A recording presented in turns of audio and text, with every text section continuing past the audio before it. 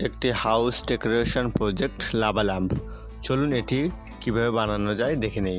এটি বানানোর জন্য একটি গ্লাসে কিছুটা পরিমাণ বেকিং সোডা নিতে হবে। এরপর ভেজিটেবল অয়েল দিতে হবে এবং আরেকটি গ্লাসে কিছুটা পরিমাণ ভিনেগার নিতে হবে। ভিনেগারের সাথে কালার মিক্স করতে হবে। এর জন্য আমরা পেনের কালারকে ইউজ করব এবং এটিকে কিছুক্ষণের জন্য একটু নাড়াচাড়া দিব। এবার আমরা একটি এলইডি লাইট নিতে হবে। অয়েল এবং বেকিং সোডা গ্লাসটিকে রাখতে হবে। এরপর লাইটটিকে অন করে দিতে হবে।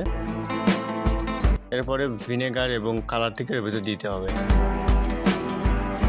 এবার আপনারা একটি অ্যামেজিং রিয়াকশন দেখতে পাবেন।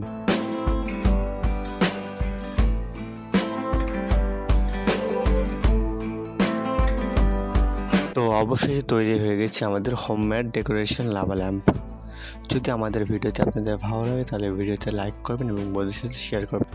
এরকম ভিডিও দেখার জন্য সাবস্ক্রাইব করুন আমাদের ইউটিউব চ্যানেলকে। সবাইকে ধন্যবাদ।